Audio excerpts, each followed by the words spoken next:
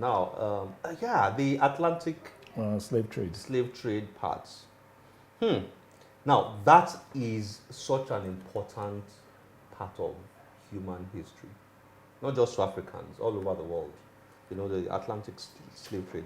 Now, to know that we have places like this, the slave market in Badagry, what's happening to that place? Unfortunately, Lagos State generates a lot of money from taxes. So Lagos State doesn't worry too much about this place. Not at the moment, but the current governor, Ambode, said they're going to turn Badagry into something else. And if he can do it, I'll be very happy. Badagry itself is a sitting history. It's a sitting history. And Badagry can easily give Lagos State $5 billion. Not Naira, $5 billion yearly. Every year. Every year. Extra. I took 2 friends of a friend that came in from America 3 months ago. They've never been to Nigeria before. They've been hearing about Nigeria. They've met from America. They've seen so many Nigerians. And without telling my friend, they got their visa, bought the ticket. They only called him a day before they left the US. And he now called me to say, okay, please, try and take my friends around since you are Mr. Nigeria. I said, don't worry. Luckily, I was in Lagos then. We went to Badagry, and these ladies were in tears. In tears when they got to Badagry. Before getting to the roads were really bad. After first start, the roads were really bad. But I told them, don't worry. Nigeria is in its raw form. Experience this, because if you just drive on a smooth road to Badagry, you will not feel Nigeria. You don't feel the true story. So it's good for you to feel. But getting to Badagry, they were in tears when we went to the slave museum. Then, for them to now put this chain on their neck, they refused. They said no. All they did was just to hold the chains. Are these the actual chains? These are authentic slave chains that were used in those days. Authentic slave chains. And when we now cross the other side of the lagoon to go to the sea, to go to the point of no return, both of them were in tears. Why?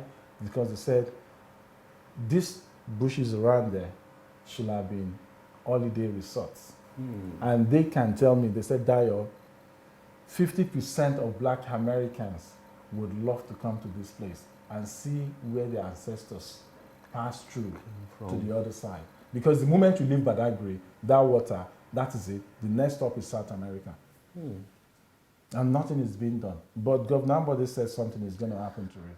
And I hope, like at the slave market again has been bastardized. They've just put up a story building in it for no good. I don't know why. A story building? Yeah, inside the market, which used to be empty. It used to be the slave market. Yeah, slave market where people come and trade. Is the wall still standing? The wall, this is the wall. You took this shot of the wall? Yes, 1512. This is still there.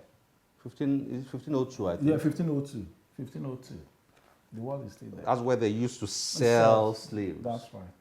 This is where you have the falls. That's in right. Nigeria. I was fascinated by some of these falls. That's the highest waterfall in Nigeria. Owu Falls in Kajola, local government of Kwara State. It's 150 meters high. 150 meters. Nobody's making money out of it. With the exception of this, which Osun State, because of the precarious situation in Osun State at the moment, they are now looking into tourism. They're documenting this, the numbers of people that goes there now. I was lucky to meet the chairman of the tourism board, and guess what? They've just discovered 3 beautiful waterfalls in Osun State in the last 12 months. Wow. So I'll be because they've been searching. Yes, you know, because, pay more attention. Absolutely, because Osun State for me, there is no doubt no Yoruba man anywhere in the world is arguing about Ile-Ife not being the cradle of the Yoruba race. To me, Osun State can have about 5 million conservatively of people coming to Ile-Ife yearly to come and see the cradle of the Yoruba race. But how many people go to Ile-Ife to see that? You go there today, there is nowhere to sleep. The current Oni of Ife just came back from America from a highly successful trip.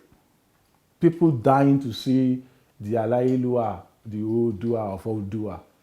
And after coming back, what next? Nothing. Nothing. No museum, no place to stay, nothing to see. There's a particular fall there. Is it this one? Masgira in Kafansha. Masgira. In Kafansha. I've never heard of this fall. Yeah, it's in Kaduna State. What's the story?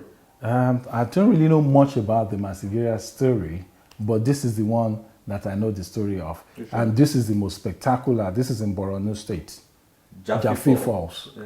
So millions of years ago, this rock that you are looking at there fell from outer space and creates a circular bit. It's just throwing a stone or a pebble on a flower, you know, a bowl of flour. You see everything splashing off and it will form a dent. And that was what happened there.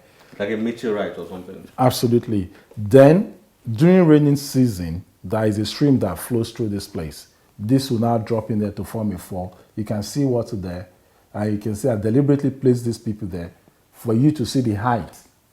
And when you look at this rock, they are not from planet Earth. They are from outer space. Thank you very much. Thank you. Thank you for having me. Exciting having you. Thank you for having me. Thank you.